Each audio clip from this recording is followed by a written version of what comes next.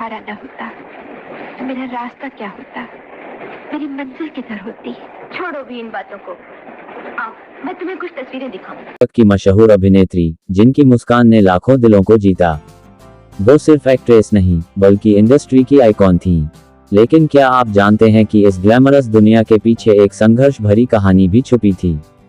आज हम बात करेंगे आशा पारेख की अनसुनी दास्तान, बचपन और करियर की शुरुआत। आशा पारेख का जन्म 2 अक्टूबर 1942 को हुआ था।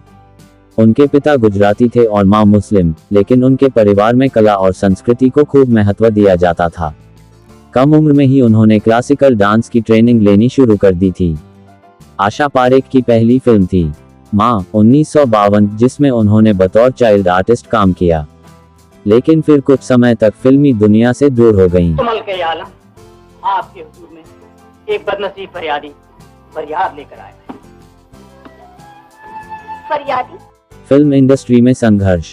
बड़ी होकर जब उन्होंने एक्ट्रेस बनने का सपना देखा तो एक नामी डायरेक्टर ने कहा, तुम स्टार मटेरियल नहीं हो। ये सुनकर कोई और टूट जाता, लेकिन आशा जी ने इसे एक चुनौती के रूप में लिया। फिर उन्हें नासिर हुसैन ने अपनी फिल्म दिल दे के देखो 1959 में कास्ट किया और यह फिल्म सुपरहिट रही। इसके बाद तो उनकी झोली में हिट फिल्मों की लाइन लग गई। आइए बैठिए, चलो आइए बैठिए ना। आप नैनीताल पहली बार आई हैं? सुपरस्टारडम और सफलता। उनकी कुछ सुपरहिट फिल्मों के पोस्टर या क्लिप्स।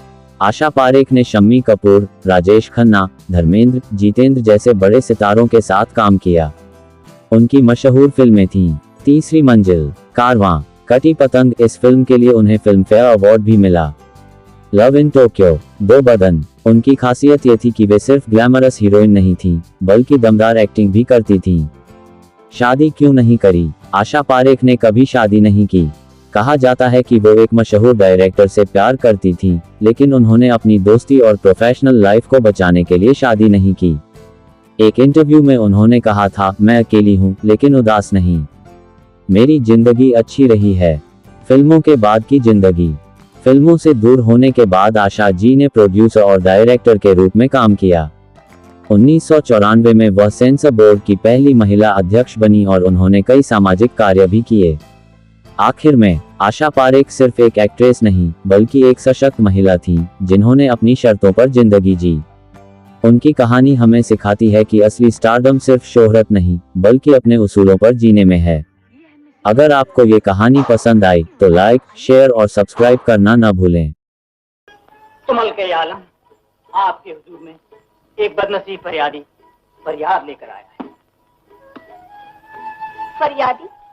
अच्छा बस हो गया। क्या हो गया? तुम किसी चीज की फिक्र न करो, मैं सब ठीक कर दूंगा।